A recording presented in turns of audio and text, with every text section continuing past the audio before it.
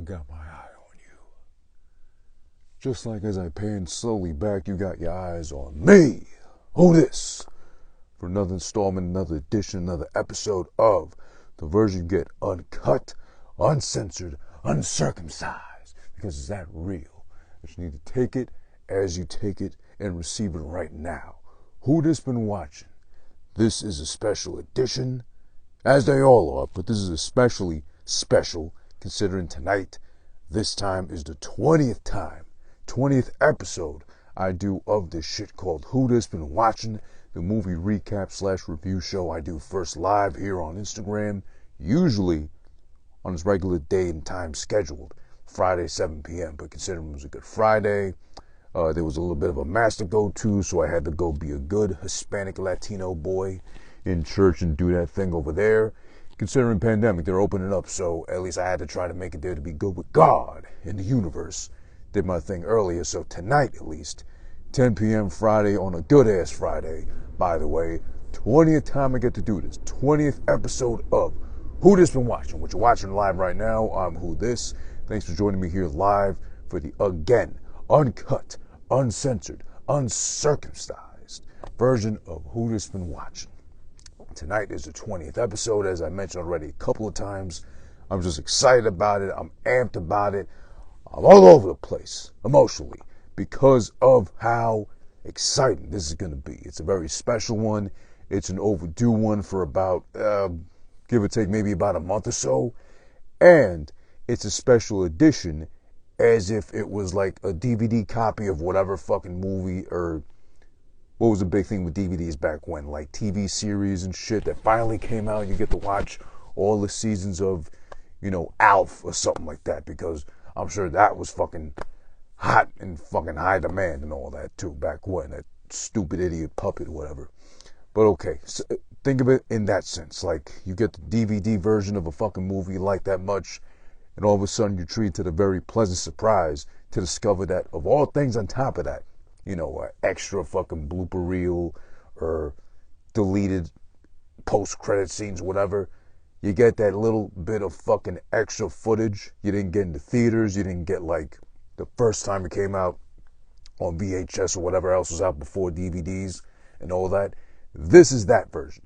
Because originally what was planned for what went down for what we're going to do tonight, Batman vs. Superman, Dawn of Justice, 5 years since its release back in 2016, I had pre-recorded, and I intended to pre-record and make it real nice looking, professional looking, better yet said, with the help of and courtesy of Edward Zephyrin, at Edward Zephyrin, as you hear is how you spell it, as you go to his fat ass fucking page, that dumb fat bastard.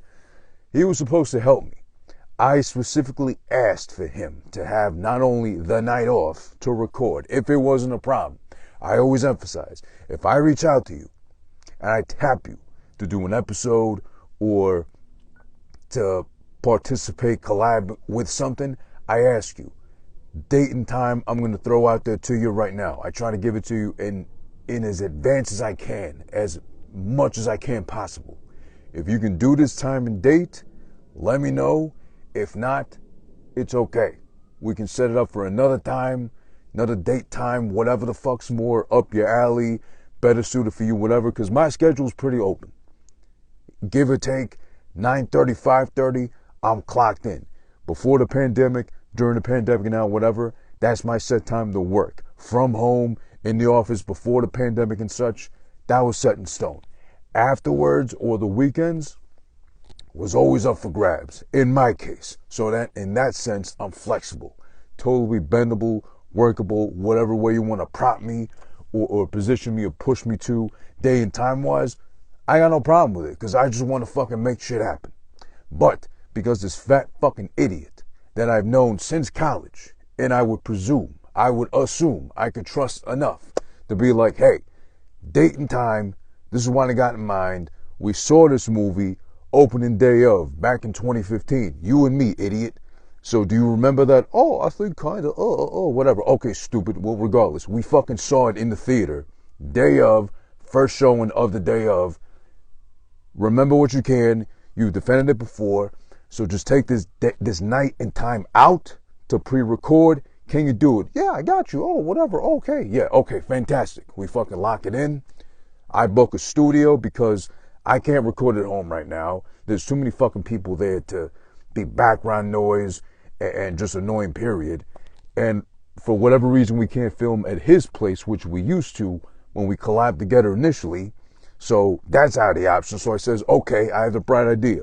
Let's just rent a studio space at least for 2 or 3 hours. Do it that way. No distractions. We fucking just go in. You want to record video and audio wise at the same time? You want to make it all elaborate, complicated, whatever? God bless you. Let's fucking make it happen already. Okay, fantastic. We agree to it. Long story less long, or as short as I can possible, for the sake of I'm still pissed off at this idiot.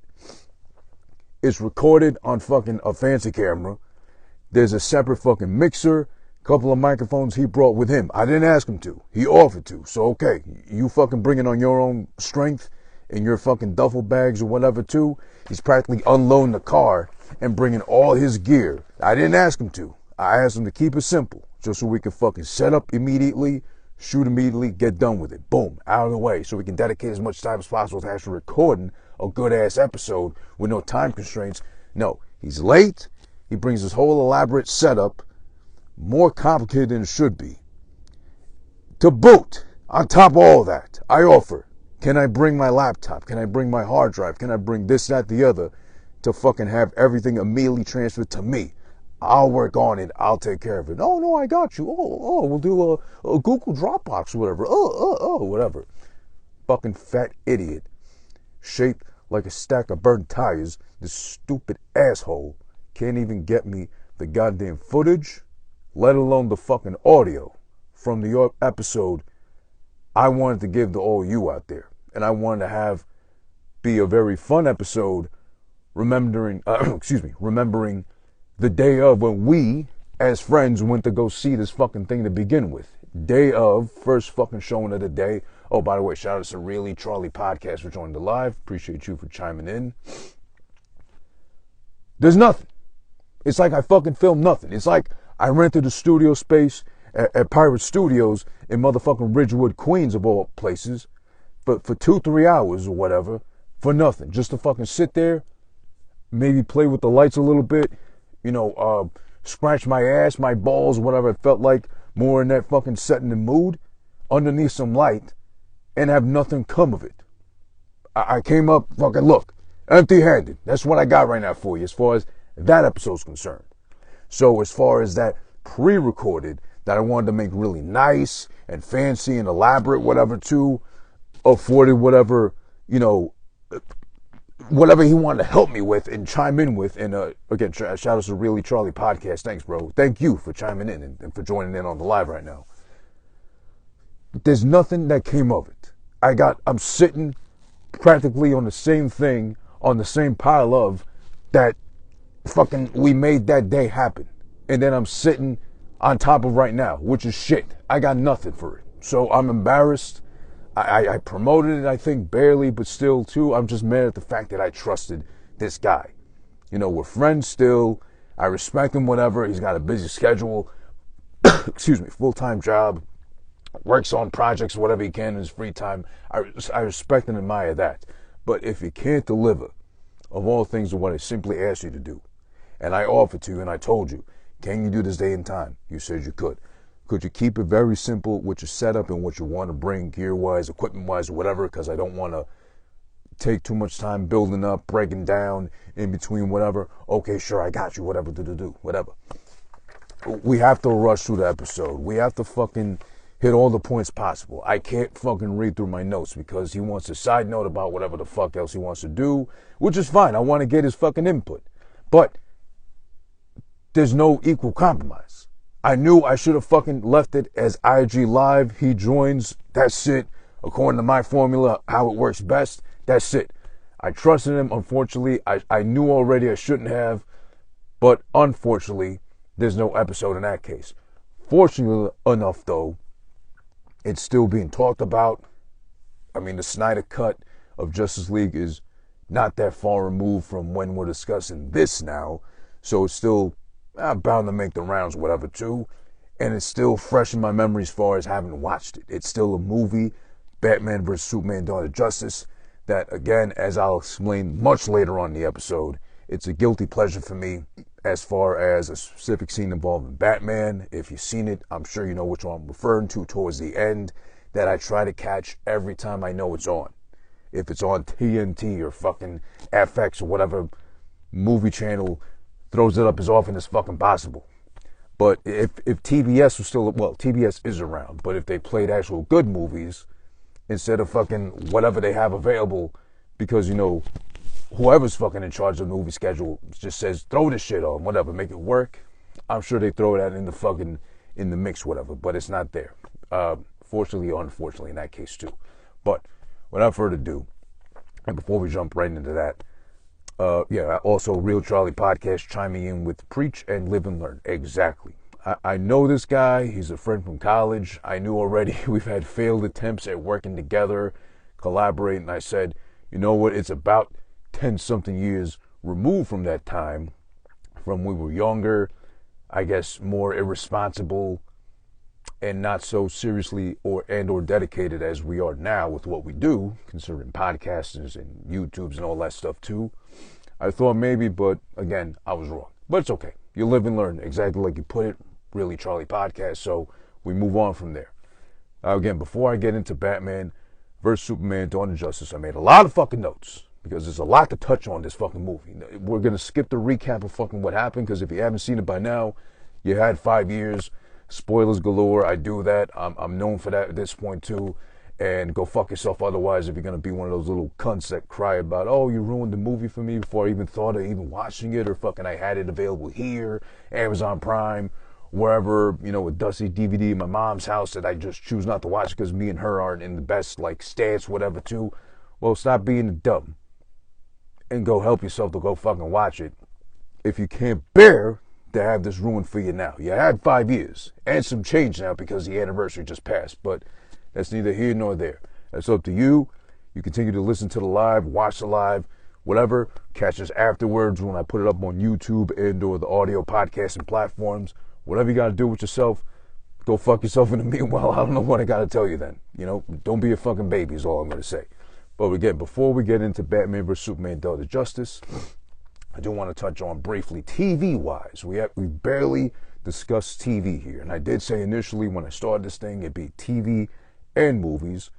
But I've leaned more heavily towards the movie part of the spectrum, with little to no attention shined upon TV and or series or whatever the fuck. But as a fan of SVU, to be specific, Law and Order, SVU, last night, Thursday, April 1st, which would have been a very foul and cruel April Fool's prank to play on all of us fans that have been crying, begging, pleading to God, whatever fucking religious entity you pray to or believe in or buy into, whatever, that Elliot Stabler will come back. And he did. Thank God. It wasn't a fucking joke, a hoax, none of that shit. It was legit. He came back. He made us feel again. He made us cry again. And most importantly, he gave Olivia Benson a reason to feel and trust in the man again. Well, maybe not so much trust now, but she will learn to trust hopefully down the road, because he's supposed to fucking be here and there, an episode every so often of regular SVU. Plus, right after last night's episode, we got the debut episode. I totally forgot. That was a part of it too. We got the debut episode, season 1, episode 1 of motherfucking Law and Order, Organized Crime, starring solely Elliot Stabler, or in real life Christopher Maloney. Shouts to him. I love him as an actor. And he's actually in the movie we'll talk about too, so it goes hand in hand. Simpatico like that too. Perfect fucking, oh God, what a fucking segue. I didn't even think of that beforehand. That was purely coincidental. So, shouts to him, Christopher Maloney / Elliot Stabler, as affectionately known as. Love both episodes. I mean, I'm not here to recap those, but I've always been an SVU fan for the longest time, since the very first time I caught like a random episode on the USA Network, because they love playing that shit day and night, any given day of the week. But it was a Saturday. I had nothing to do. And I just caught a random episode once because there was nothing else on. This is when, this is before streaming services were even a thing, so it was just strictly cable box. And stumbled upon one episode. I recognized one of the kids I think he was abducted and killed, probably. But he was one of the kids from that show on Nickelodeon, iCarly. There we go.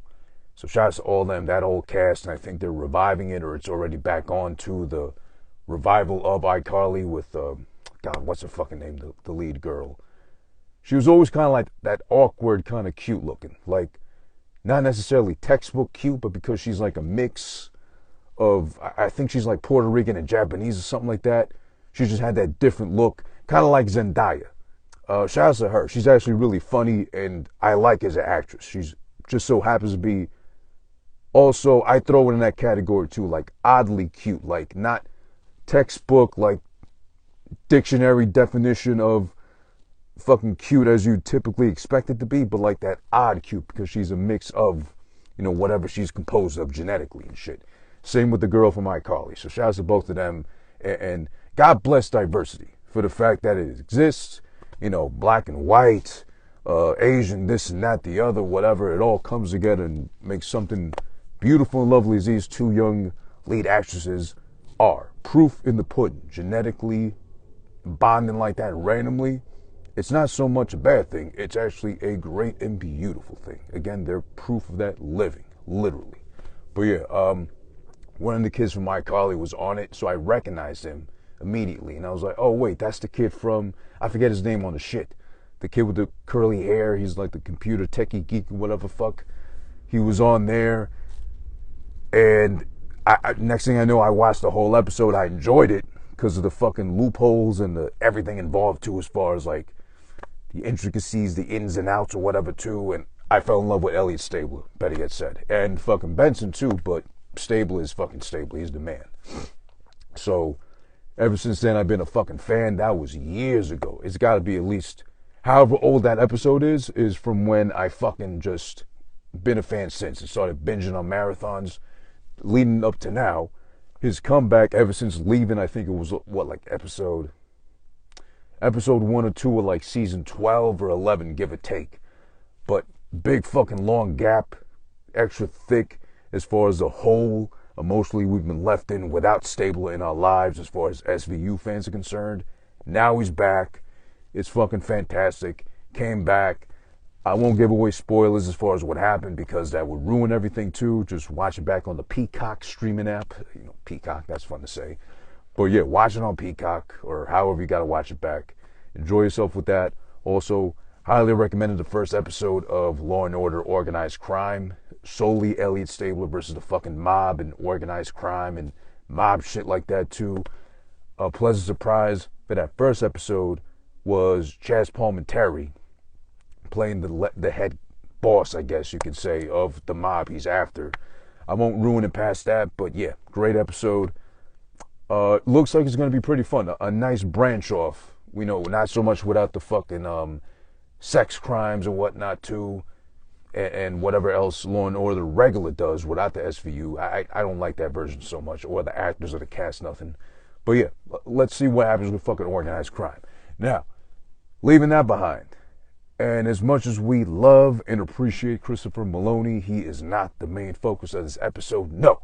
But he does happen to be part of the cast of the movie we're going to discuss today, the whodissis lost episode version of Batman vs. Superman, Dawn of Justice. Here on Who This Been Watching, again, live every Friday, 7 p.m. here on Instagram at whodissis1. A couple of days later, or the week after, Betty has said, is where you'll find this episode to play it back, share it with whoever you got to do that with on YouTube, youtube.com/whodissis1, as well as every podcast platform of your choosing, Spotify, Stitcher, SoundCloud, iTunes, this, that, the other, paint the fucking rainbow, whatever color you choose. I'm bound to be fucking gliding down, whee, like a little leprechaun, you know, nose diving into a pot of gold as far as the content I bring you with fucking every new episode of this and that, the other.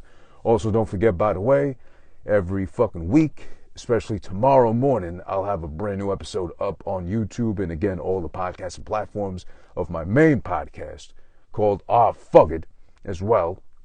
That's no movies, no nothing. That's just straight ranting about whatever fucking got on my nerves during the week. So it's often, it's a lot. So it's got to be a weekly thing. It's like my weekly therapeutical venting session per se. I just record and I put out there to the fucking universe and see who else can bitch in unison along with me in that sense. That's all fucking. And also don't forget tomorrow, Saturday, 1:30 Eastern Standard Time, I'll be on Twitch again.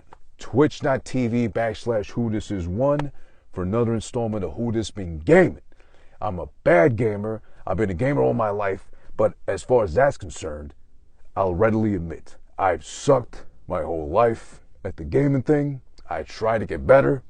I've beaten no games to 100% completion outside of Super Mario 64, but then again, that's child's play. That's fucking a joke to say I beat that game fully and got the 120 stars. That's a joke. It's ridiculous. It's light work.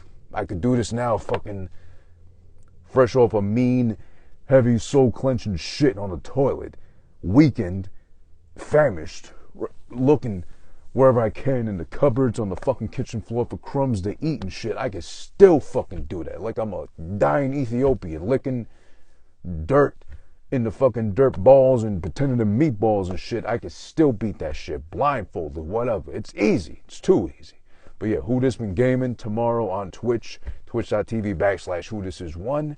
Check me out there. I'll be on from 1:30 p.m. to about, I'd say 5 o'clock or so, give or take. But yeah, mostly gaming badly, but also podding really goodly, talking my shit excellently, as I've been known to do.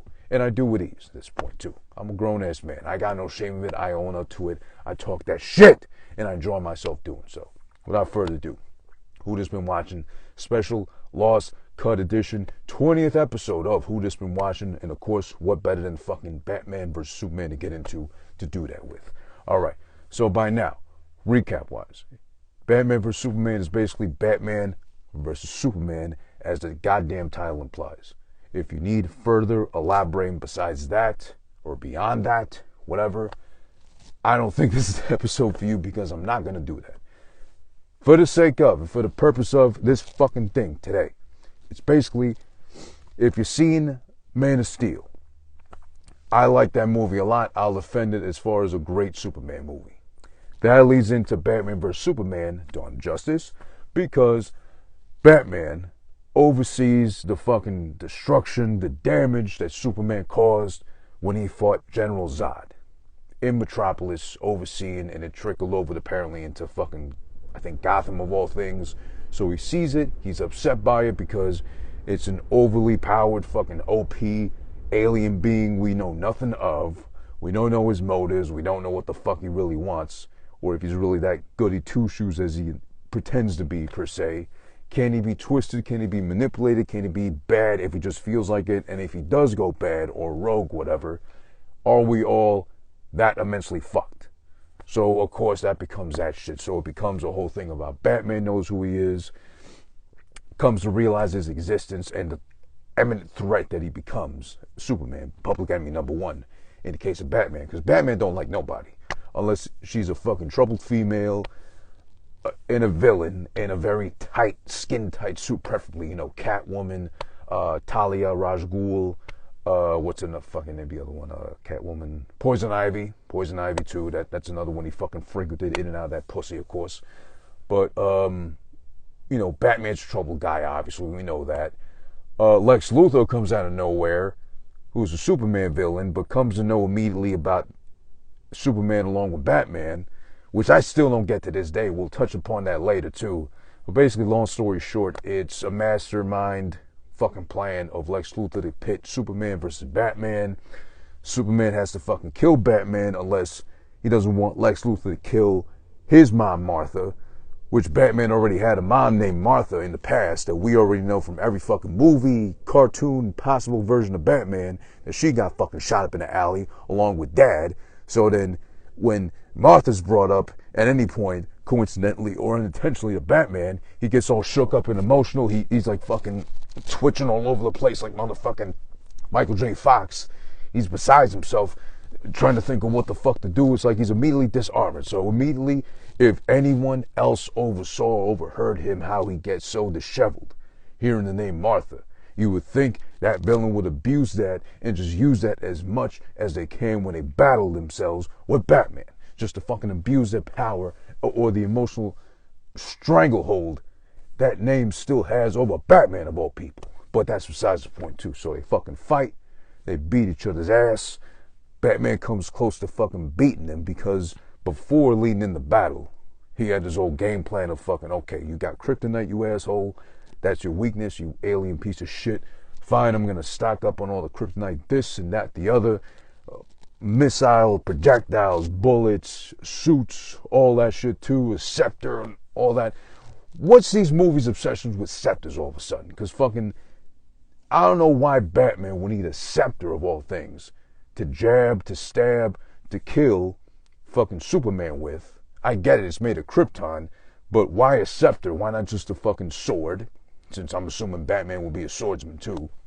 Or like a fucking like a box cutter with fucking kryptonite in it. Like it's easily tucked away in the bat forearm wrist guard, or even in the mask. Or if he was really New York or Gothamish with it, he could just fucking spit it out with like a razor blade and shit under the tongue and just fucking start swiping and slashing away at Superman's chiseled cheeks and shit with kryptonite. So then he's fucking slowly losing power, like oh, like how we get when we fucking cut with a brand new set of blades amongst our baby face. Well, more me, I can relate more to that too, because I got no fucking facial hair growing at all. No, I really failed in that aspect genetically.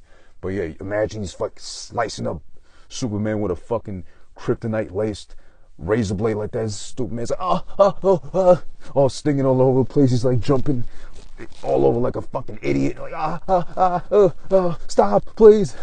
And then next thing he knows, he's fucking like too busy jumping around like an idiot. Batman comes in from behind, just like slits his throat or something like that. It could have been over with so much easier than the scepter route, because he didn't have a scepter in it, but Godzilla vs. Kong, King Kong of all fucking things, had a goddamn battle axe or like a Thor hammer-esque mini scepter kind of thing to battle with Godzilla. So I don't know where that came from. It's deep in the fucking earth. And then Thor had the fucking Stormbreaker, I think he had called in the, what was it, Endgame? Or no, not Endgame. No, he had it in Endgame, but originally he had it in Infinity War. So I don't know what's the deal with fucking scepters of all of a sudden. But okay, that's besides the point. When they realize they can't fuck each other up any further because the sake of Metropolis and Gotham and the world relies on both of them getting together and working together, then fucking Doomsday comes to life, because Lex Luthor did that too. And then that further adds to how the fuck do all these people, Superman's barely been on the planet presumably for like months, if anything, and there's no one has gotten close enough to him besides Lois Lane, wink wink, that would know the inner fucking workings of Superman and the super sperm to know that kryptonite of all things is what weakens him. How do these fucking people, Batman, Lex Luthor, however fucking genius, billionaire assholes they are, and ingenious with whatever they fucking do to figure things out, how do they know immediately kryptonite is the one thing that fucking weakens this idiot? But okay, somehow they figure that out. Doomsday's alive. He's immediately Superman's enemy because he's like got the same powers, made of kryptonite, whatever too. Okay, they go at it. Of course, spoilers just in case again. Doomsday kills fucking Superman in the midst of battle. Superman sacrifices himself with the fucking scepter, with the kryptonite in it too. They both have to die, and then it's just Batman and Wonder Woman, and then Batman's all looking over his grave like, oh, you know, I have to put you together with all these other superpowered individuals as well too, because you know what? We gotta get together for the sake of Superman's memory. I fucked up and I let him die because of my fucking selfishness. Well, I wish he would have said all that, but he was just like, you know, real, in a state of permanent mourning, as I'm sure Batman always tends to be because, you know, lost the parents, this, that, the other. So I'm sure he's good enough to bring in a funeral. He's like he'd be like a funeral expert / therapist, if anything, too. Bruce Wayne, Batman, whatever. But yeah, that's Batman vs. Superman in a nutshell, per se. Now, we need to pick it apart. We need to fucking work the inner trimmings and see what fucking really lies at the very center of this thing called Batman vs. Superman, Dawn of Justice. 5 years since it's been out in theaters. It released back on March 16th, I want to say, per se. Stone Cold Steve Austin Day, 3/16, you son of a bitch. All right.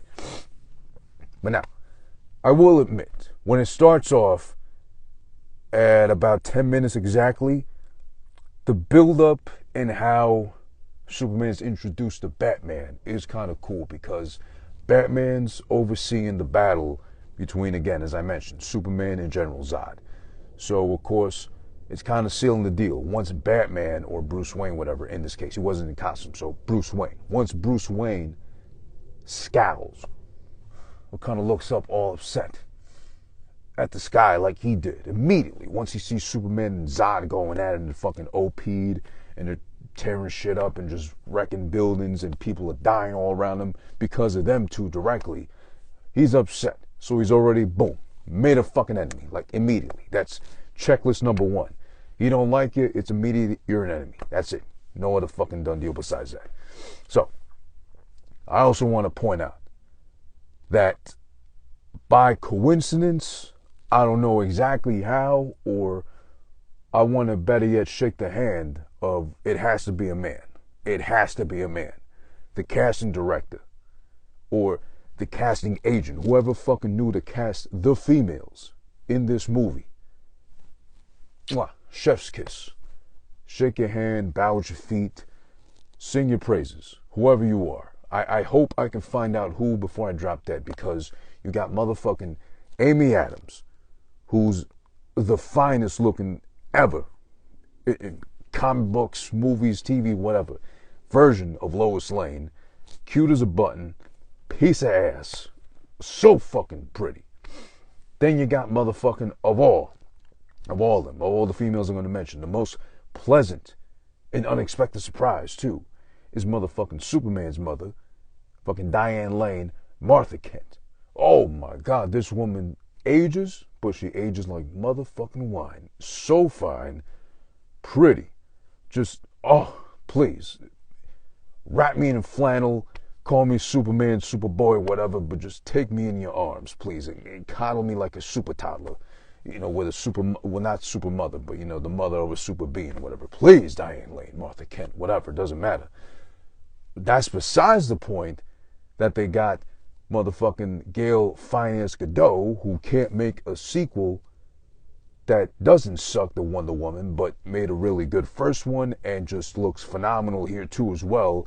Slender, sleek, sexy, beautiful, just fucking royal-esque. I don't even know how to define her at this point no more, but she's just a fine-ass, statuesque woman. Whatever part she pops up in this fucking film. Gail Godot's fine as hell. We know this already. We established this in so many fucking episodes already on here as well. And then here's another one. I used to be a fan of The Walking Dead. I stopped, I forget why. I think it might have been season 5 or 6, give or take, whatever. But it was before, I forget the guy with the barbed wire bat and I think the tiger or something like that. I stopped, Negan, I think his name is. I stopped watching just before him, so I have no idea what he did or how, like, recluse or what he was. But, what's her name? Maggie. That girl. What's her fucking name? Lauren Cohen. There we go. Her ass. She happens to be in this version of Batman's parents, who, of course, no surprise by now, spoilers too, died at a young age, leave him alone with billions of dollars and fucking Alfred, of all people, to watch over him. She's fucking Martha Wayne. So she's the one that gets fucking a pearl necklace taken from her, shot dead in the alley. What a fine looking woman she is too. So again, casting director, whoever picked the women for all the roles that had to be played by females throughout this movie and leading up to Batman vs. Superman Dawn of Justice. Of course, some of them were in, except for Wonder Woman and obviously Martha Wayne, were in Man of Steel. Chef's kiss again to you, sir, madam, whatever you are, whoever you identify as. Wonderful job doing so, and I appreciate you deeply for doing so. So, speaking of Lois Lane, she's always been unofficially, besides kryptonite, Superman's weakness, because he's willing to do anything for her, short of save her ass all the time. That's a given. But I have to wonder and ask out loud if anyone here maybe agrees, wants to chime in too, or maybe had this random thought as I did while watching this, is Superman low-key a masochist? Because in the scene where Lois is a reporter and working in the desert to fucking unravel some secrets about fucking some metal that's being fucking used in bullets that hasn't been used before, whatever.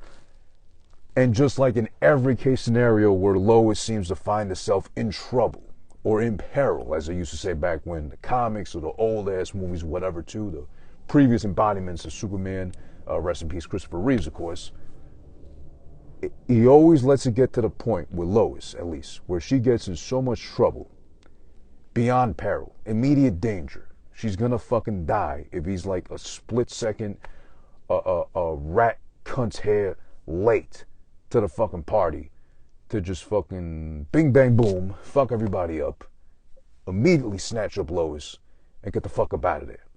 But he always lets it get to that point because, of course, he's got this relationship, this bond with Lois of all people, specifically with her. And again, every embodiment of Lois Lane has been fucking a beautiful woman, but Amy Adams really steals the show. So if I'm Superman and I got a Lois Lane that looks like Amy Adams, I can't let her out of my sight. Because I know not only is she a threat to herself, she's a threat to humanity. She's going to cause, car accidents because drivers are going to be breaking their necks trying to get a good look at that fucking ass, or at least a side titty she's always been infamous for, especially Amy Adams I'm referring to, especially in, what's that fucking movie? Not American Gangster. Was it American Hustle or something like that? The one she did with Bradley Cooper or whatever. Yeah, a lot of fucking close to fucking nothing short of just titty, nothing short of fucking nipple almost is what she's showing practically all her tits. Like a sketch artist could recreate her fucking whole breast just short of the nipple.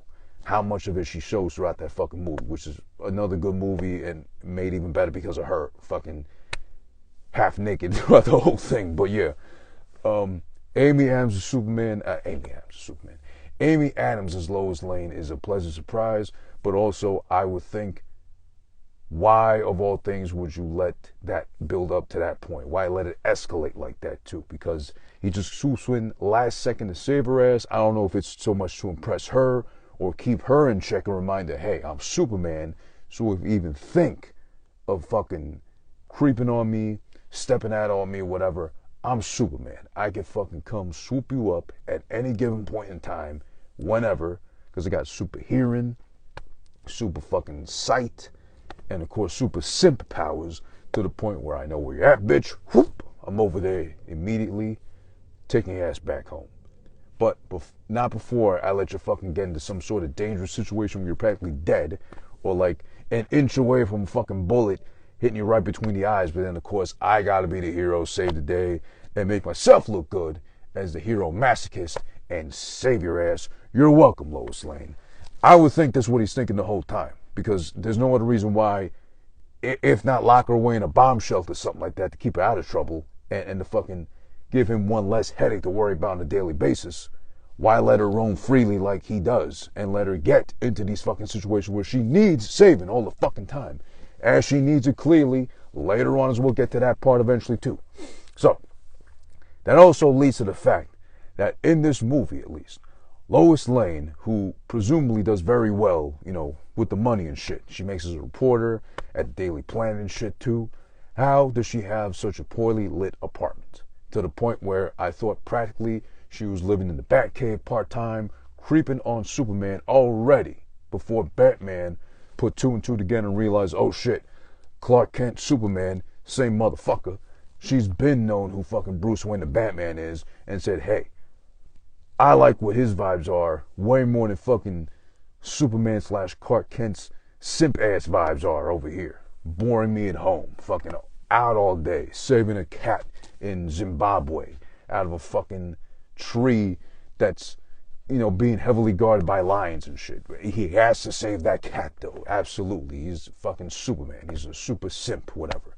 So I thought at some point, since she's alluding to such a fucking dark apartment, she might be creeping already with Batman, or give off those vibes if anything too. But as we established already, since Superman is a super simp, he knows immediately with a super hearing and or super, enhanced capabilities, he knows when her fucking panties hit the floor enough where she's getting to the shower, and then immediately, conveniently enough, he swoops in and pops up immediately. Like, oh, Lois, were you about to take a shower? Wink, wink. I don't blame him, though. Especially, again, if Lois Lane looked like Amy Adams and I'm Superman, whew, all the time. I'm fucking, you'd have to pry me off of her. I'm fucking on top of her all the time. I do like Alfred / Jeremy Irons. He's cool, as I established also in Justice League as well. Not so much a complaint, but just more like a point I had to make. He doesn't look that much older than Batman / Bruce Wayne / Ben Affleck. So he looks more like a bro than he does a butler in this case. So somebody that just comes over a lot, or that one weird friend, quote unquote, that the fucking forever bachelor has that he can't be seen without ever. He's just there all the time fucking latching on, and they're doing stuff. Guy stuff, presumably, but who knows, in the Batcave, all alone in the dark. You know, Alfred, no one understands me. No woman can ever put their life aside just to put mine as the main focus in theirs.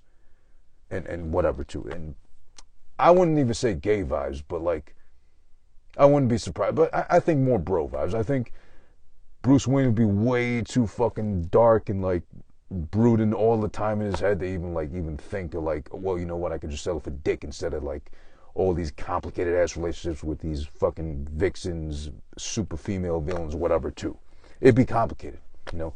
Because just imagine you're fucking Poison Ivy, on and off, you know, like no strings attached, whatever, too, and then you always gotta worry about getting her too horny or too in the mood, where instead of fucking forgetting about her fucking plant abilities, she like starts growing like thorns and shit like a rosewood and starts pricking your dick with it too. So then when you come, it's like a big old fucking prick, or you get her to come first and she's stabbing your foreskin, if you have one, I mean, with her fucking thorns and shit, and just ravel around it too and just yank it off, and unwilling circumcision action too. Would Batman be circumcised? He's not Jewish, so, oh no, he wouldn't be. Okay, never mind. But yeah, another sore point, speaking of green thumbs, a very sore thumb in this case though, however, and I made it clear, I think, in Justice League. I'm not too sure right now, I don't remember off the top of my head. But I will say this, anytime this movie's brought up, I do not like Jesse Einsberg as Lex Luthor.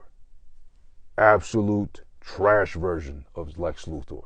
Because from every version, every embodiment of Lex Luthor that I've known, at least from the comic books, cartoon series, whatever else, he's always been much cooler. Much more, I don't know, just more developed, fleshed out of a character. Not so fucking antsy, needy, like Williamsburg, Brooklyn E, like this version of Lex Luthor is with Jesse Einsberg. I mean, he has hair, first off. So that's like, wait a second. You're Lex Luthor. We known you forever to be a bald billionaire. Asshole on top of that, too. You're the bad guy, I guess, because you're bald and whatever, too, and Batman has hair, so of course you're a villain. Of course you're casted as, and of course you feel fucking miserable towards him.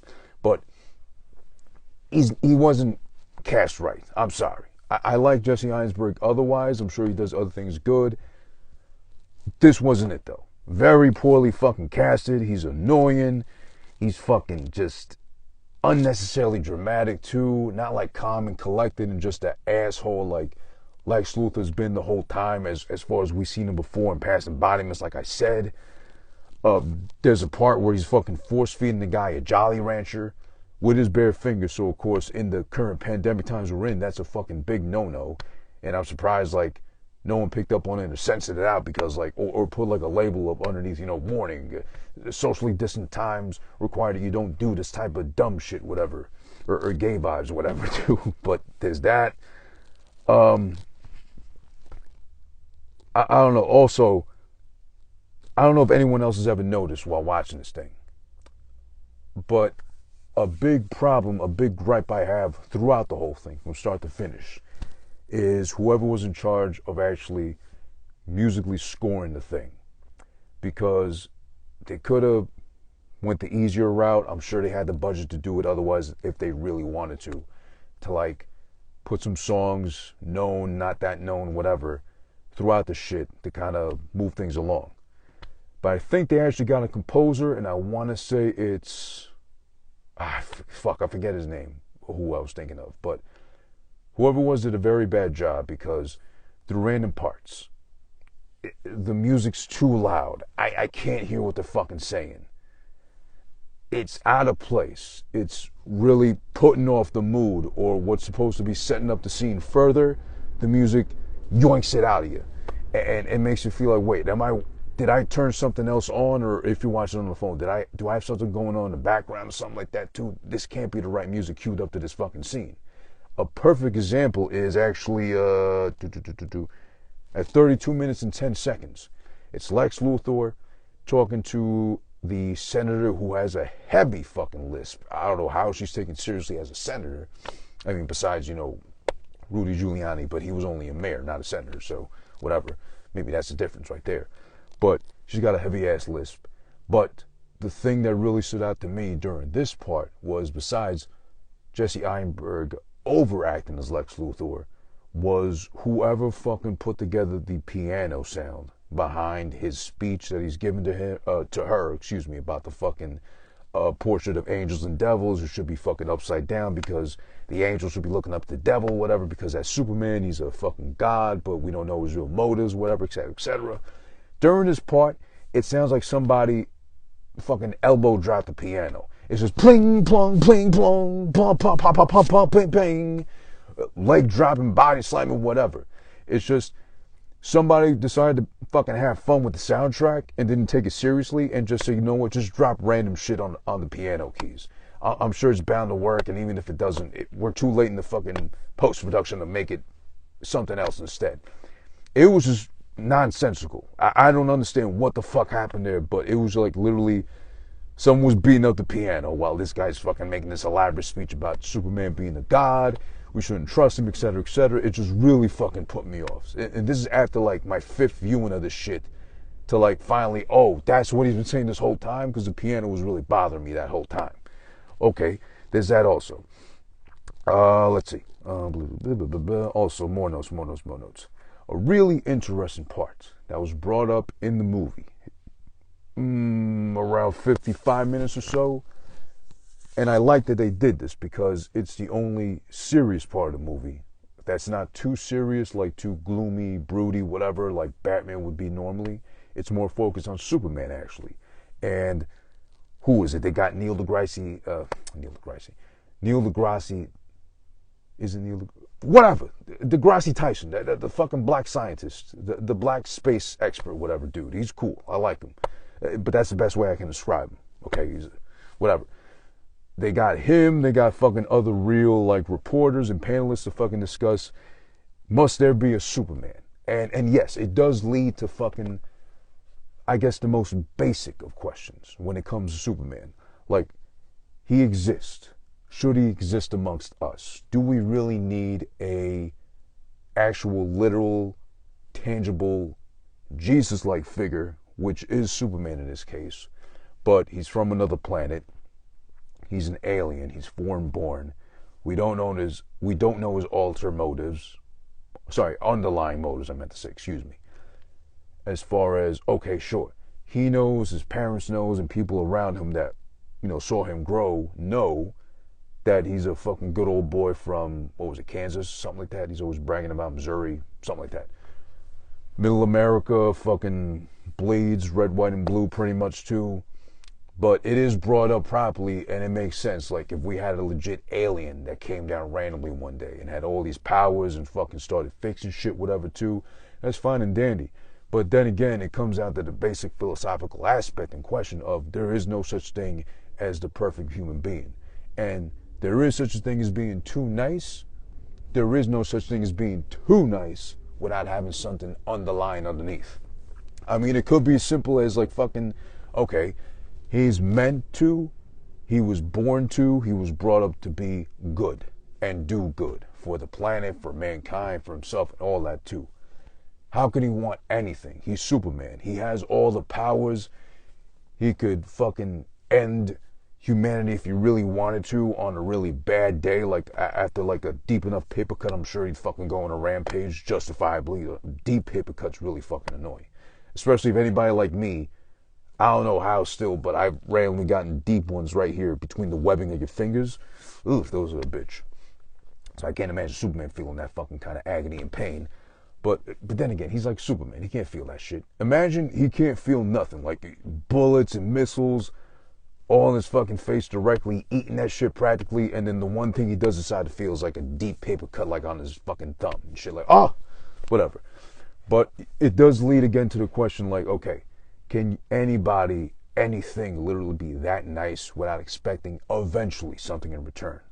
Maybe not so much loyalty or praise him as a god, build an altar, a statue in his image to praise him as a superior being or something like that too. Maybe at the end of the day, in a nutshell, he just wants to be respected. I know he always says, oh, leave me alone. Oh, I just do it because it's the right thing, whatever. No, there's always something there beneath it all. You know, parents were great, presumably. You know, what's her name? Martha Kent and, what's his name? Dad Kent, whatever. Superman's dad. Shout outs to, I'm going to be so mad I'm forgetting his name, the actor. Kevin Costner. Really good actor. Really, obviously he's a really good actor. He's been around forever, but really good and perfectly cast as Superman's dad of all things. So it does lead you to think, yeah, despite the fact he was raised by a good set of parents, like it's that it's like that animated movie that came out not too long ago, like a year or so ago. What is it? I forget what it's called, but the one that's like, what if Superman were born in the USSR instead, Russian born and made or whatever, presumably, and then had that all filling his head as a commie and shit per se, then that could have been another extreme as far as Superman's concerned. But, you know, it does depend on upbringing. It depends on how you're disciplined, if at all, while coming up. And also, if you got these powers and he's coming to learn them on his own practically, or once he does, he's told to, like, you know, hold off, you know, don't show them off, you know, calm down, relax, you know, keep it a secret. We're telling you it's for your best interest. It just comes out weird ways, like it does in the Man of Steel, the way that did, which again, much better film than this is, but we'll get to why exactly later on. But yeah, it was really interesting that they even brought that up or even touched on that too, because I would think it would be more analytical in the sense of, well, why is Batman being such a dick towards Superman? Superman just wants what's best for humanity and mankind. He's out here to save us. You know, why can't he see that? No, I'm glad they really shined the light on Superman, and he became more the focus than anybody here. That also leads to the fucking part where Superman has to fucking testify in front of the Supreme Court at the White House for letting shit go down the way it did in fucking wherever that sand place was, Iraq or whatever, where Lois Lane was, of course, in trouble. He came in to fucking save her ass. A funny fucking part that I don't know why, or I hope more people picked up on it like I did, which is hilarious to me, is the guy that get to fucking plant a bomb, of all people. Very smart idea, but I think we've seen it one too many times in movies now where we're going to probably pick up on it and be more wary of them than anybody, is a wheelchair guy.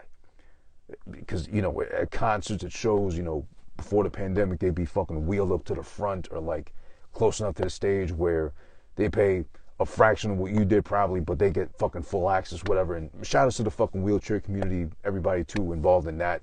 I'm not putting you down, but like, that's what it was. So considering this now, I think we need to give them equal treatment in the sense of, we're going to pat you down, fully erect, standing guy, pause.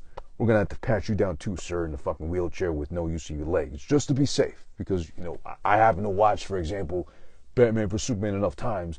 God forbid we're in the courtroom and then you fucking explode of all people, and you're going to be the last one we look at or think, no, he can't fucking blow us up. Why would he do that to us too? So yeah, with this guy that they got to fucking plant the bomb and all that shit too and give himself up for, it's hilarious that in his frustration, in his rant, while he fucking tries to talk to the senator beforehand, he's all like, my wife, ... she walked out on me while he's in a fucking wheelchair. But that's one of the few gems I got from this fucking movie, because whoever wrote that is obviously an asshole or has a wonderfully wicked sense of humor to even fucking bring that up. My wife, as you're sitting in the wheelchair, she walked out on me. That's a fucking beautiful joke right there, and one of the very few highlights of the fucking movie. I couldn't stop laughing from the first time I saw and heard that shit to every time I watched it now, most recently to review this shit. I love that part. It's hilarious to me, at least.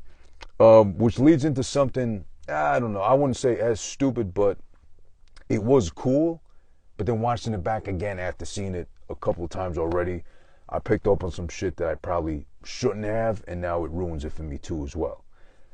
The Desert Dream, like, fight scene that Batman has where he imagines or presumes, what if Superman goes all the way right wing, per se, or just evil, and starts wrecking shit and starts, yanking heads off and randomly because he's pissed or whatever. That whole fight scene reminded me, unfortunately, more of the Dark Knight trilogy / Christian Bale Batman, because the one sore thumb from that whole trilogy, besides the Dark Knight being possibly still one of the best comic book movies of all time, easily, I always hated how fucking Christian Bale fought in Batman Begins, The Dark Knight, or The Dark Knight Rises. It's fucking a dance routine. It's Step Up to the Streets, Gotham edition, whatever, too. He's fucking Dance Revolution with the fucking way he moves and shit. You can see his spin kick coming from like a mile away. His fucking punches are just fucking way too committed and pulled like, ha, whatever. Or, just so corny.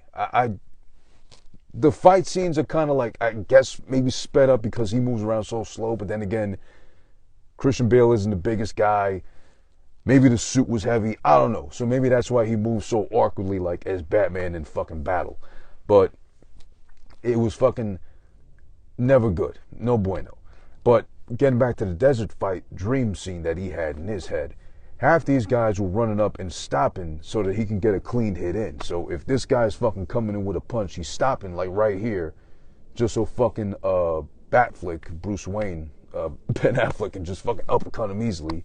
Or I swear to God, one guy came in with a fucking front kick and stopped his whole fucking leg right in front of him, like freeze, like that old fucking freeze tag game you used to play in the schoolyard, froze right there mid kick, just to fucking let Batman grab him, sweep him from underneath, and flip him over like a monkey and shit, do all that. So it kind of ruined that shit for me too. But then that's in the midst of a dream, so we wake up to see, well, he wakes up so that we can see he was dreaming and fucking drooling all that shit too. In the meanwhile, fucking the Flash comes out of nowhere from fucking a time warp he created for himself, looking super Mexican, by the way. And I think he's supposed to be Jewish or something like that in Justice League. I don't know much about the Flash. I never cared about the Flash, so I don't know if in comic book lore, canon, whatever, he's supposed to be Jewish, but he looks far from it here, at least in this part. He looks super Mexican with that little stringy ass broken guitar fucking mustache, if you want to call it, on him too. So I was more like El Flash, or they fucking dubbed this shit on the Telemundo version to make it more convenient to the audience viewing in that case. But yeah, that leads me back again to how the fuck does everybody know about kryptonite? Where did they find out kryptonite equals Superman depowered? Or this is the shit that's gonna bring him to his fucking knees like he's ready to eat some pussy. And it just so happens to be kryptonite infused, or just say it's Lois Lane waiting for him with her fucking pussy lips dripping and steaming hot and piping, waiting for him to come back home. I'm coming, Lois. Oh, wait, it's kryptonite. Oh, whatever. I don't know how still. I never got that really. Unless, like, if time passed with Superman on the planet, or if he ever alluded to and someone overheard, like, oh yeah, by the way, kryptonite makes me weak, I'd get that. But I don't know how they just get immediately. Batman ain't that big a genius. Absolutely. When it comes to humans, the villains he's used to dealing with and all that shit, I understand him knowing that shit in and out. But how does Lex Luthor, how does other fucking scientists randomly stuck on a fucking island who dug up kryptonite, not knowing what it was, they all fucking know immediately. That's what fucking makes Superman weak. I never understood that. But if anyone can clear that up for me, DM me, email me, whatever too, please explain, because at least in the movie, for the sake of, they fucking unravel that shit way too quick. And I don't even know how exactly. They don't go into the science of that either. But okay. Also, I understand why the Batmobile can never stay intact. I've always wondered because, in The Dark Knight, which was so cool, there's the fucking epic chase scene where underneath the fucking tunnel, whatever the fuck it is, where Joker's trying to blow the fucking shit up with a rocket launcher towards the end and shit, trying to get Harvey Dent out of the fucking armored truck and shit. And we all see how the fucking thing falls apart. It's presumed... Yeah, I think even in the old Batman movies, like, the Batmobile was, like, either too long and clunky looking or just never survived and made it towards the end. Same thing here, too, with this fucking Batmobile. It just doesn't make it towards the end. But mystery resolved because it's American-made. Even if it's fucking crafted by Batman and Lucius Fox and it's billions of fucking dollars, they gotta cut expenses at some point, cut some corners, and probably the Batmobile is cost-effective, henceforth why it easily gets destroyed in any case scenario. Okay, not easily. It is more resistant than like a fucking Ford Econoline van or something. But you know what I mean. I mean, it goes through all this shit, but any movie you put it in never makes it through at the end in one piece at least, or anywhere close to 100%. So that explains a lot. Not built for tough, thank God, but I guess we can't trust Batman with our automobiles either. And also shout outs to the excellent Harley Quinn series on, well, at first it was on the DC app, Universe app, whatever, and then now it's on HBO Max. When Joker made that joke about fucking the electric cars that Bruce, Wayne Enterprises never fucking came up with or delivered on. Where's my goddamn hypercar, Bruce? But that shit was hilarious. But okay, moving on. What was it? Oh yeah, so a very fun / controversial part of this film, which bothered me initially because it was so corny. No matter how many times I've seen it, no matter how many times I've tried not to chuckle while fucking rewatching this specific part, and fuck you, by the way, Mix. I see you with your fucking double birds over there, you pussy. Shout outs and wave to you, because you're a fucking idiot anyway. Okay, you're miserable. We get it. You're all fucking alone on Friday. You got nothing better to do than fucking try to gripe at me for no reason. Pick on me, asshole. But all love either way. Go fuck yourself. Yeah. The infamous "Do you bleed? You will" line that Batman delivers. In the theaters, watching it back, whenever, watching it back again to fucking make my notes and review this shit too, I always laugh. Because I know it's supposed to be intended as something serious, brooding, and something like so thought-provoking as far as like, okay, Superman's gonna stop short of everything, let alone killing you, because he fucking had mercy on your ass when you faced him right now briefly, wherever they faced off at. That line's going to stop him dead in his tracks and be like, you know what, Batman, I'm going to have to reconsider, and as overpowered as I am compared to you, I'm so sorry I even touched you. I'm going to go back to my planet now and just fly away and just leave everybody alone. You're the big cheese now. You're the superhero with no powers, but you're the fucking hero now. Let me get the fuck out of your way. Roll out the red carpet, the black carpet for you, so you can just strut on by, all fucking sure of yourself and happy with what you did here. You made me fucking run back home to my home planet, which doesn't even exist, so I gotta fucking inhabit a brand new one because I'm an alien with powers. So, bye, it's been nice knowing you. Yeah, that line's not fucking hitting at any point. And even unintentionally, even when he delivers the fucking line, "Do you bleed? You will." Superman looks back at him, like over the shoulder. Not even like fully turns around to look back at him. Just like over the shoulder, like, gives him like a fucking ugh look. Like, what's the matter with you? You kiss your mother with, oh yeah, your mom's dead, but you kiss your mother with that same dirty mouth of yours? How dare you? Kind of just like offended. Flies off, fucking leaves him all dumb looking and shit.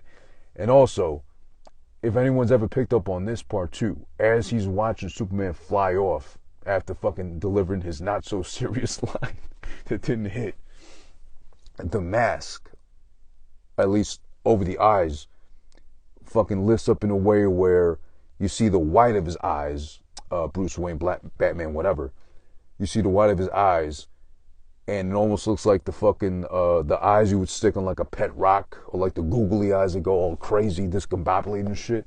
That was fun. That was funny, at least to me, though. But yeah, it just, the mask just slightly lifted, made it awkward, on top of just the line being kind of like, who wrote that?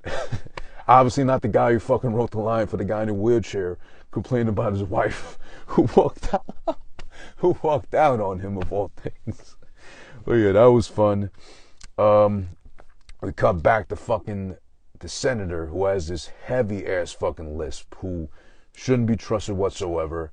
I mean, we had Giuliani here in New York years ago with his fucking light, not so endearing lisp. At least she's a female, she's like somewhat attractive, but if you fucking look close enough to her arms, holy shit, she don't miss arm days at all. These shits are jacked, cut, and veiny. For a fucking senator of all people to have that shit, she can't be taking the job seriously. She's too busy in the fucking gym or Ty Bowen virtually at home with Billy Blanks on the big screen, because she's fucking just, I'm telling you, these one fucking monster vein popping out of a bicep head.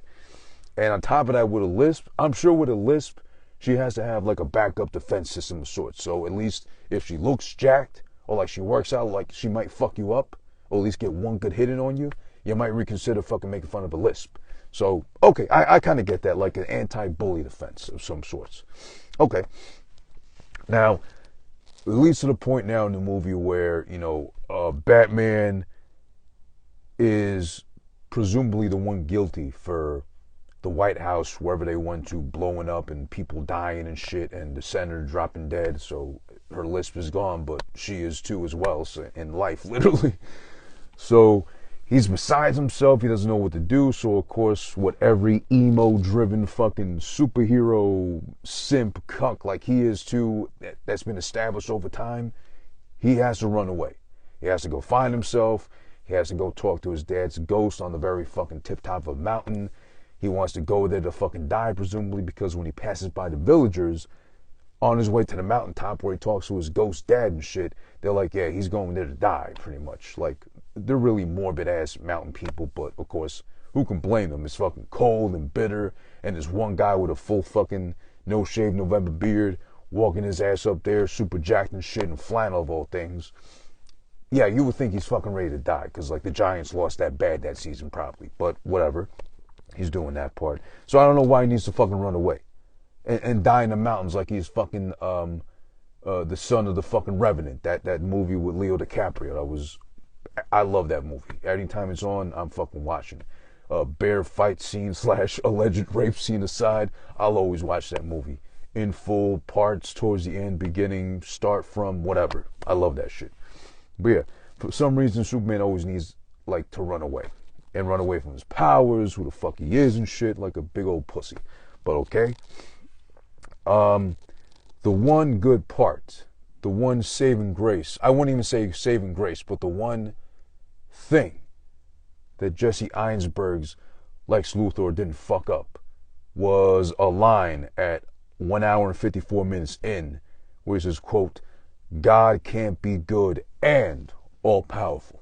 Which alluded to earlier, as mentioned, the debate between the political correspondents and Neil deGrasse Tyson, all saying basically, yes, the idea of Superman existing is fine and dandy, and even better for us, he's our fucking saving grace, he's our protector, he's on our side. But he can't be literally a god amongst us humans and be all good and powerful, because at some point, like Batman has alluded to in past comics, whatever too, if the right villain comes along and brainwashes him, manipulates him, So much to the point. Or I think in one of the storylines in the comic books, like not too long ago, Joker, what was it? I think Joker killed Lois Lane or did something really nasty, drastic to her. Joker did something bad to Lois Lane. I think he might have killed her, better yet said. Driving Superman to the point where he just instantly kills Joker, and then he goes on a fucking spree of fucking killing people, whatever, too. So, again, those kind of things can't happen to somebody so overpowered, and if it does, we're all in fucking deep shit. So that's what Batman's been alluding to this whole time, and what they bring up now with those political correspondents, and also Lex Luthor too. That's his whole fucking hang up on Superman, which I get, but also, while it's terribly acted by Jesse Einsberg, it's the one key fucking line he delivers in the whole thing as his fucking terrible Lex Luthor. But it is a very good point brought up. I forgot what else. I'm trying to see here. All right, so then that leads into finally where the elaborate scheme of fucking Lex Luthor convincing Superman to fight Batman. He's like, well, why the fuck would I fight Batman? I'm just going to kill you, pick up Lois Lane, and go about my day. Well, no, because I took your mom, financed Diane Lane / Martha Kent hostage. You don't know where, and unless or until you kill Batman, that's only when I'll tell you where she's hitting at, so you can go save her ass. But if you don't beat him within this set amount of time, then you're both dead, and she's dead on top of that too, and it'll be your fault. So then the fight happens, it goes down, the fucking rooftop, everything they fucking do. The fight itself is like, I don't know what can really be said about the fight.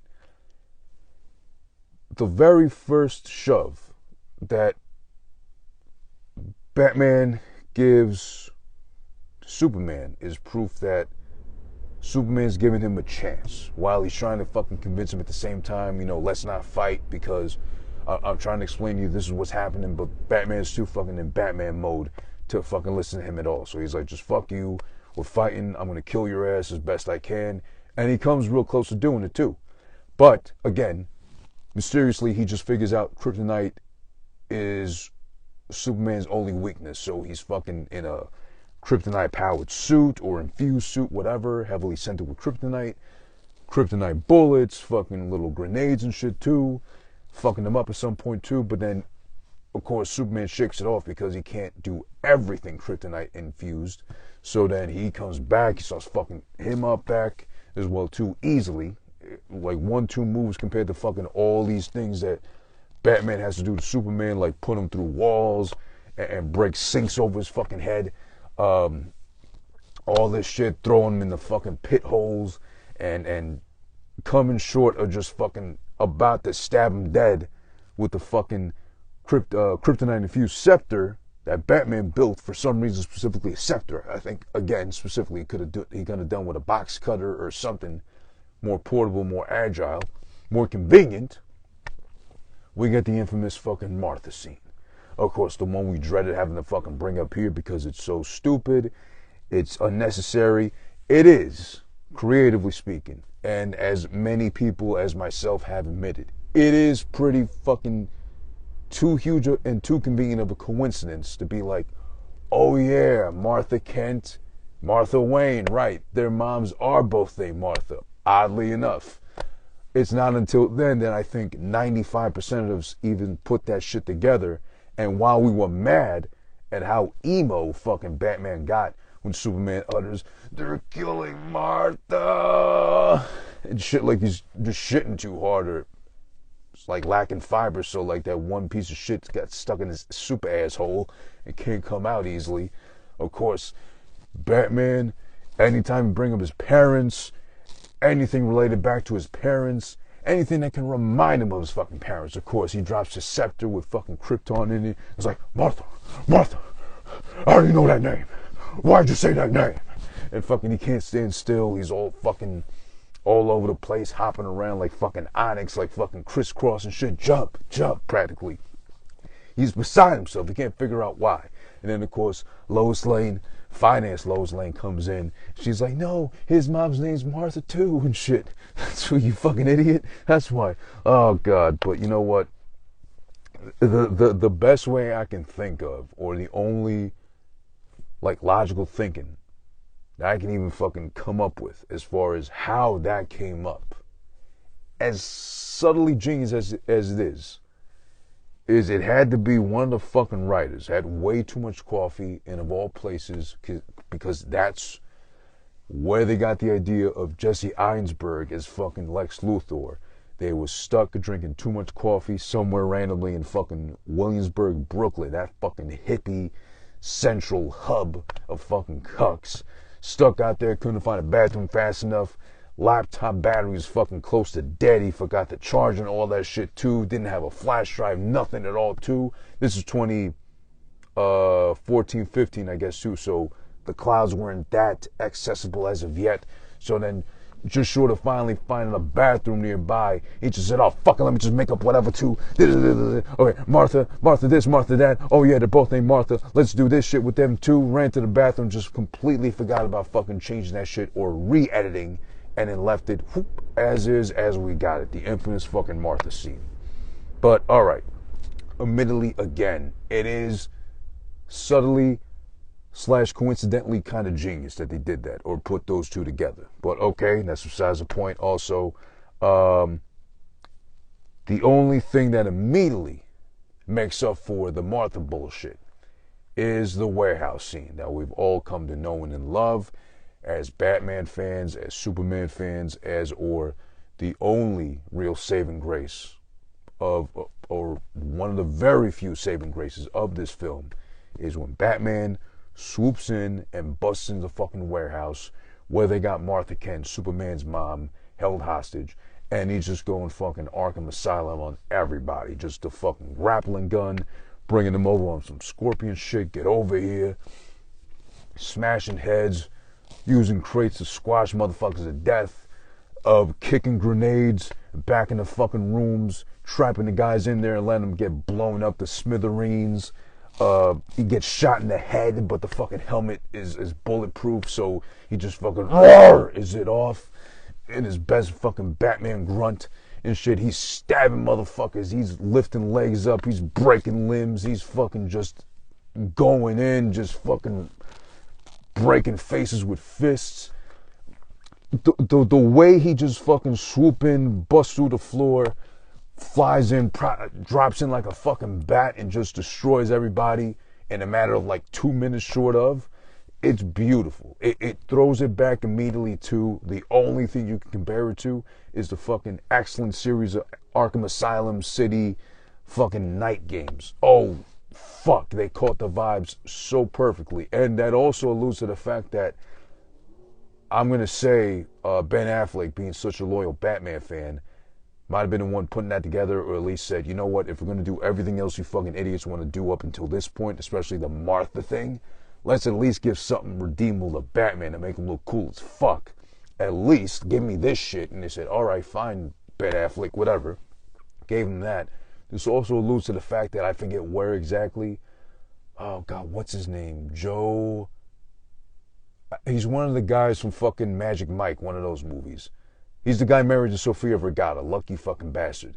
Even if she's older too, not the young 90s, whew, damn near perfect Sofia Vergara, but still, he got Sofia Vergara, point blank period. Her husband now.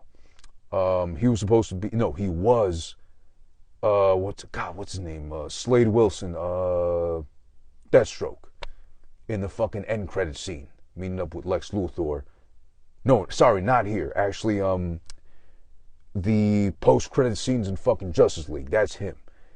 He was alluding to, I think, on some podcast or whatever, too, that him and Ben, more specifically Ben, wanted him to both help him recreate the fucking Arkham, I think it was Arkham Knight part, a boss battle between Batman and fucking Deathstroke as well, and kind of bring it to life in a fucking movie, which I think we were supposed to get a Deathstroke solo movie or something like that too, or at least like have him play a bigger part in that, which we'll never get, unfortunately, that fucking Ben Affleck Batman solo movie. But, you know, that would have alluded to that. It would have definitely been the same vibes in the same category, but the warehouse scene is fucking epic, even towards the end, where fucking Batman finally saves Martha Kent randomly.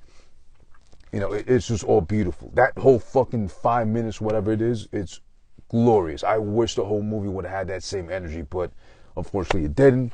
So then after that, of course, I don't know. Let's see. There was other points I had here too, but whatever. They're kind of like not important. Oh well, actually, yeah, there is one thing here I wanted to bring up, is that Lawrence Fishburne, whatever. I forget how to say his name all the time, but whatever. Good actor too. He's like the poor man's Samuel L. Jackson, I guess you can say. Not to disrespect him, but he kind of is kind of like that. Like if they can't afford Samuel, and in this case because he's in the Marvel universe, I'm sure they would have gotten him. They had to settle for Lawrence Fishburne. So he's like the editor-in-chief at the Daily Planet. But I don't know if this guy for real, or at least the character, might have fucking failed English 101 or something like that. But he comes up with some of the fucking weakest headline newspaper titles that will make me want to burn that copy of that newspaper, or just fucking ask the most likely Middle Eastern businessman that runs the newsstand that's selling those papers, like, can you understand this kind of English at all? Because even though I've been born and raised here, I can't understand what the fuck he's saying. Because one of the fucking titles he has, or he proposes that Lois Lane writes, because of Superman and Batman fighting, is Night of Terror, Morning of Loss. Like, no comma in between Night of Terror, comma, Morning of Loss. It's just literally all together, one fucking breath. Night of Terror, Morning of Loss. He has a couple more that are fucking trash anyway, so I don't know how he became the editor, or what is it, equal opportunity, whatever that thing they call it when they have to fucking put certain people of certain races at certain places in the company just so they're not suspected of being racist, as almost everything is nowadays too. But yeah, there's that part. That's just a fucking little side note. Some trash headlines. This is, I think, from what I remember, this is in the director's cut, uncut version of fucking Dawn of Justice, which is R-rated for no reason. There's barely like a couple of fucks and shits in it, which is nothing new. I mean, we've all seen Deadpool by now, so we're not really taken aback by, someone in the cape said fuck, whatever. And there's no tits, at least. Like something that merits a R, something like that. But I think this might have been only in that version where they actually show a wedding ring. What was it, Martha?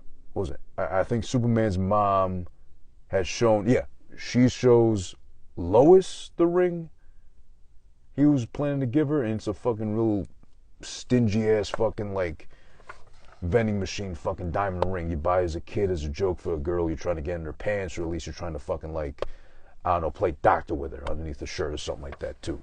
It was a really pathetic looking ring. Like, I get it, because that also brings up the point, like in Justice League, where, or the Snyder cuts, whatever too, where Batman has to buy the bank to fucking buy back the house, and buys the bank in the middle of it too, that wants to repossess the fucking house that, you know, Superman grew up in, and or Superman's mom is forced to live on as well.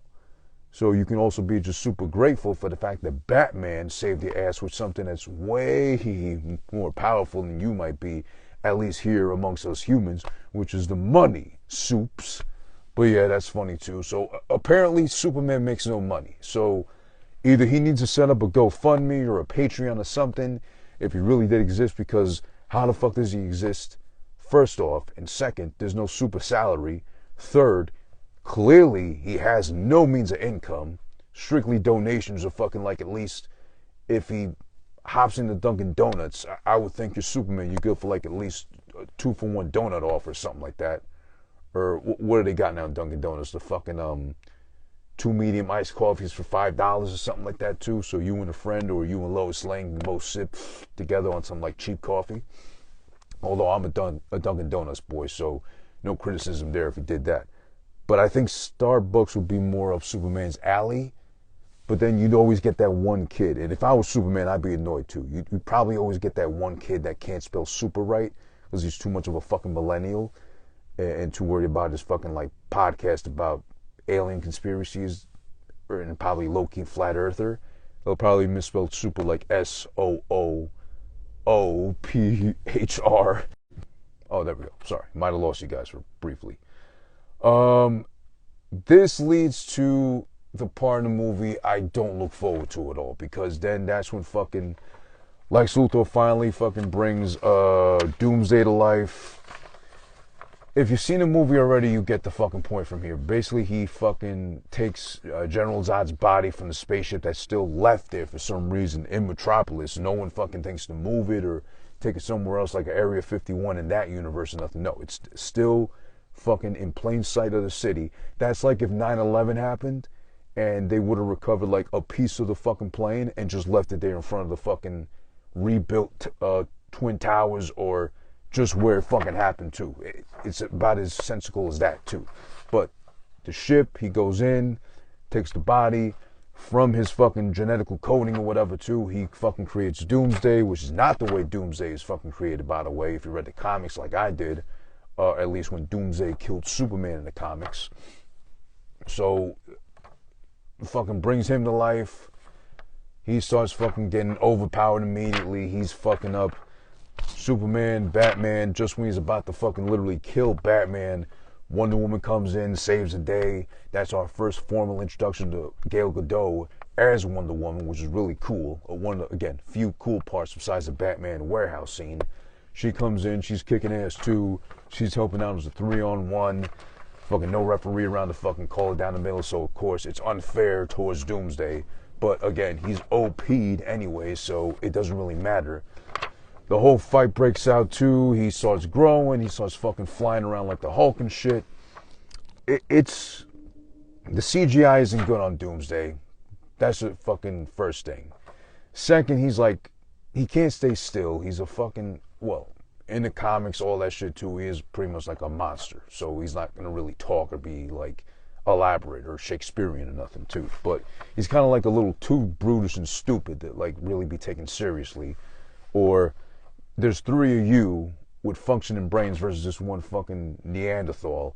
I think you can just fucking take a knee and come up with something better than just like, oh God, Lois Lane's gonna fucking dive deep into the bottom of an endless pit almost underwater to dig up the scepter that Batman tossed aside while he was in this fucking emo rage fit, whatever, over sharing his mom's name with fucking Superman's mom as well too. And she has to be the one to fucking dig up the scepter, fucking almost drown to death. And of course, Superman comes in after the fact to be like, oh shit. No, sorry, it was Batman that came in of all people, because Superman was too busy being Superman otherwise. But yeah, they fight.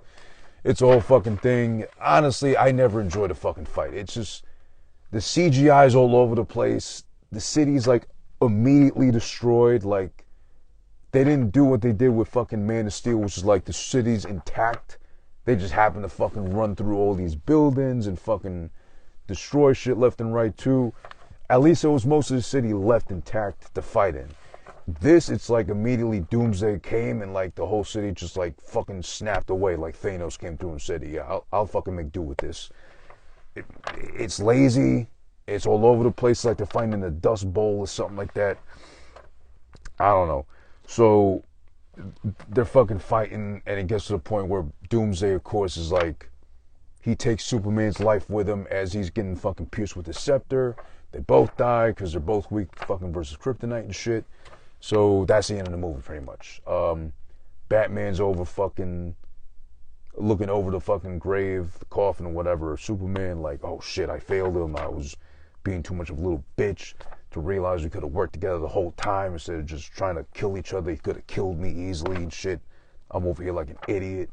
And, you know, he's looking at Wonder Woman, of course, too, like trying to look up a skirt, whatever. But at the same time, it's like, you know, I need to bring you together along with all these other superpowered individuals, because we get introduced briefly to fucking Aquaman, Cyborg, and the Flash. And was there anybody else?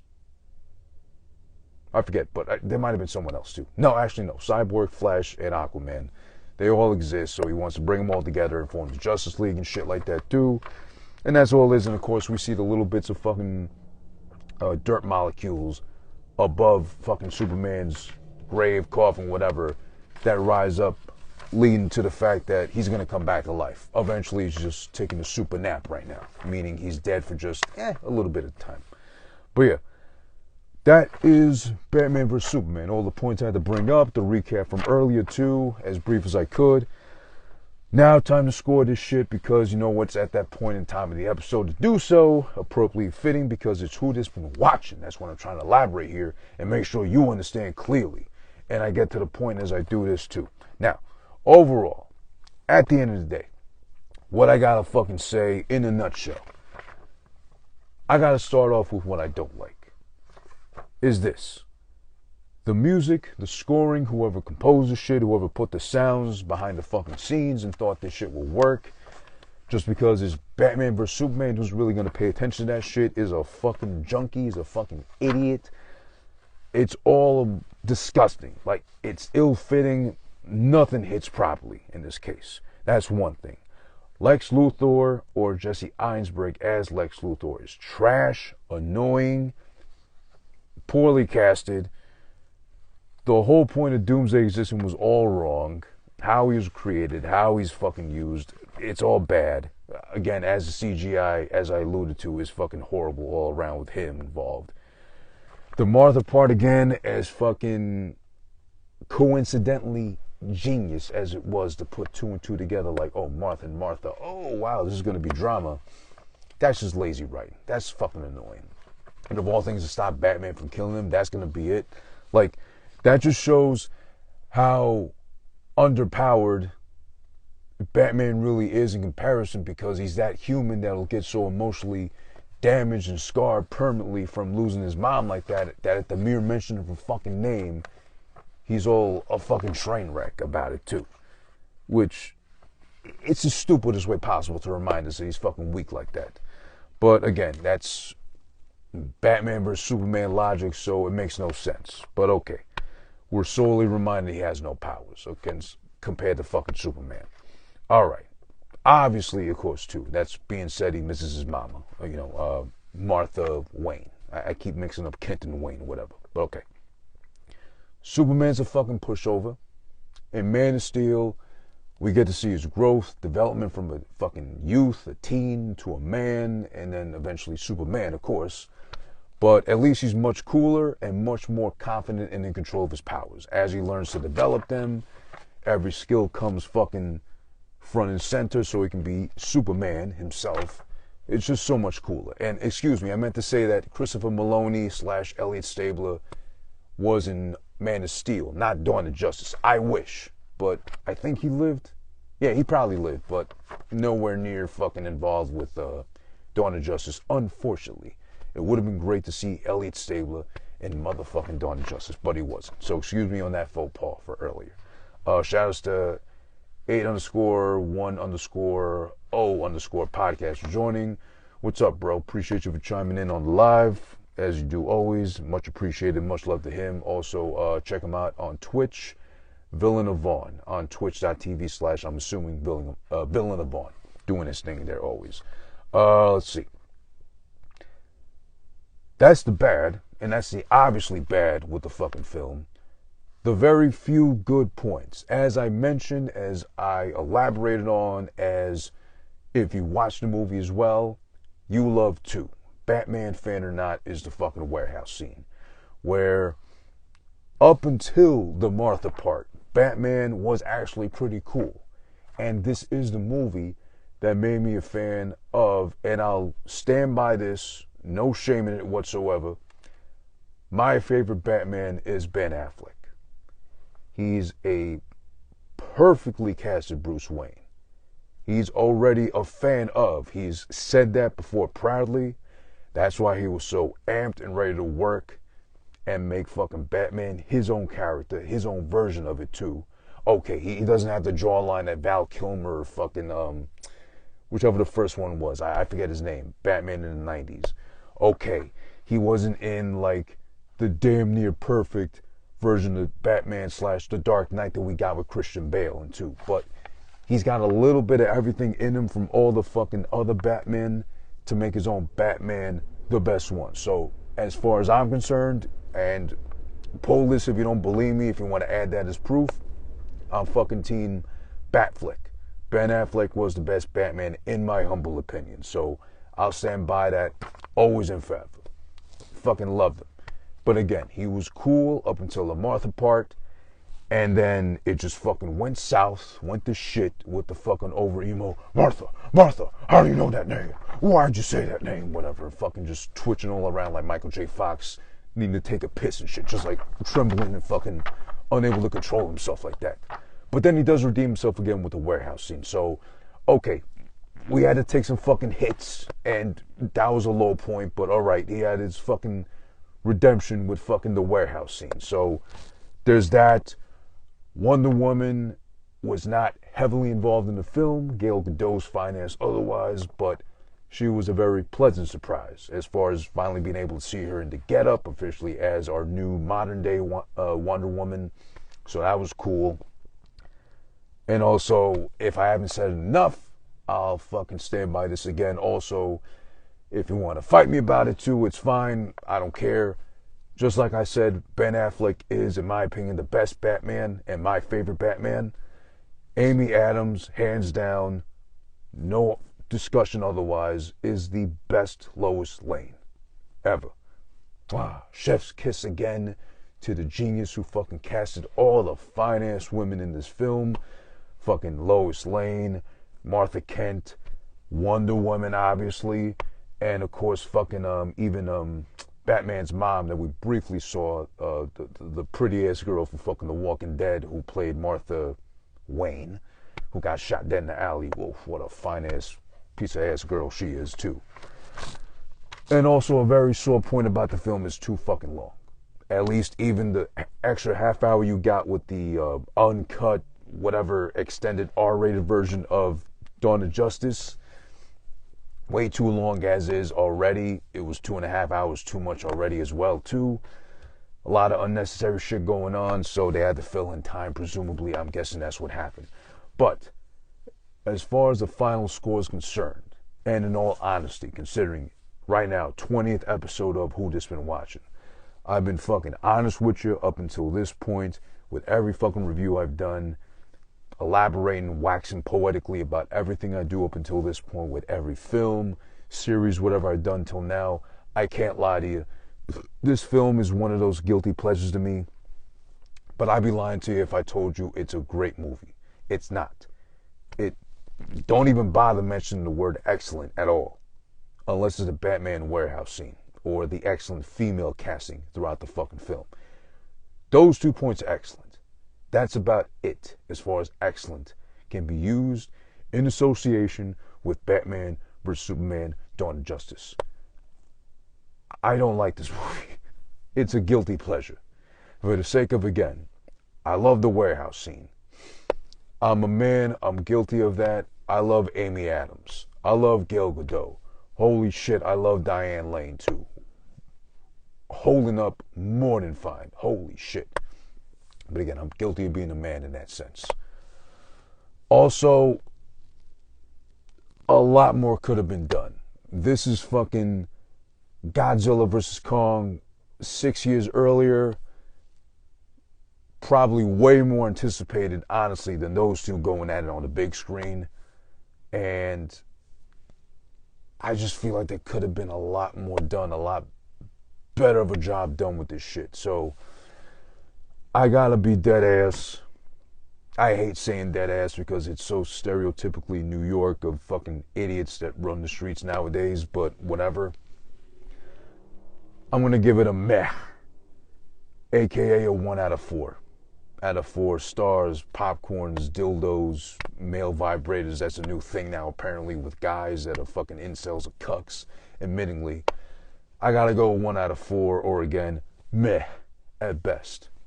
I already explained the bad, heavily outweighs the good, the very few good points of this fucking film. I wanted to enjoy it. On paper, it seemed like, oh shit, how could you not fucking like it? But I felt the same going into fucking Godzilla vs. Kong a couple days ago from when we're doing this live shit. March 31st otherwise, and to my disappointment, not a good film. Not great, not good. I wouldn't say terrible, I wouldn't say horrible or bad, but it's just not good. So 1 out of 4 is where I gotta leave it at. So unfortunately, with that being said, that is the end of the episode today, tonight, whatever you want to call it, or whenever you're listening back to this shit via the audio version, up on all podcasting platforms of whatever and whichever one you choose, be it Spotify, SoundCloud, iTunes, Stitcher, Google, Blackberry, Blueberry, Raspberry, who gives a fuck kind of berry, whatever you're up to, whatever you're into and shit, as long as you're not allergic to it, because apparently there's a lot more people than I realize that are allergic to berries of some sort. So stay away from those as best you can. Listen, that's the audio version. The video version will be up, as always, a couple of days later, up on youtube.com/whodissis1. Otherwise, you get this fucking shit first, live, uncensored, uncut, uncircumcised, nothing short of absolutely everything in its rawest format. It's like a sushi roll. It's like an uncircumcised dick. It's like that fucking Wagyu piece of meat. You said don't even put it on the fucking grill. Just give it to me as is, fresh off the cow's ass. I'm into that kind of raw deal. But yeah, who this been watching every Friday, 7 p.m. live here on Instagram at whodissis1. This is my account. That's my tag. Everywhere, as broad as the spectrum is as far as platforms is concerned, at whodissis1 is where you'll find me. Also, I'll be back on Twitch tomorrow, twitch.tv/whodissis1, to do some more Whodisman gaming. I'm still stuck doing fucking Gran Turismo Sport. I'm literally at the last class of the last bit of the driving school to fucking get gold for that bitch and fucking seal the deal as far as Gran Turismo Sport's concerned, and see what other game I'll move on to from that point onwards. But let's see if we fucking finally finish 1, Gran Turismo Sport, and then 2, what the next game will be, because I got a lot of games on the back burners I gotta fucking finish and try to get 100% in some sort of way, shape, or form. So yeah, that's tomorrow, twitch.tv/whodissis1 at 1:30 Eastern Standard Time. Catch me there doing my thing, gaming badly and talking that shit. While I game badly, not on purpose, but that's just the way of life. I've been a gamer for as long as I can remember, but I've always been, with that being said, also a trash gamer. I'm sorry in advance, but twitch.tv/whodissis1 for further proof of that and what I'm fucking up to. Saturdays 1:30 Eastern Standard Time. Catch me there. Otherwise, catch me back here next week, Friday, 7 p.m. for another installment, another live edition of Who This Been Watching. Shout out to everybody for joining in, chiming in as well, too. That was Batman vs. Superman Dawn of Justice. We'll be back next week with some other superhero shit that I can't yet discuss, but just keep an eye out on my fucking stories here on IG to see what's next for next week.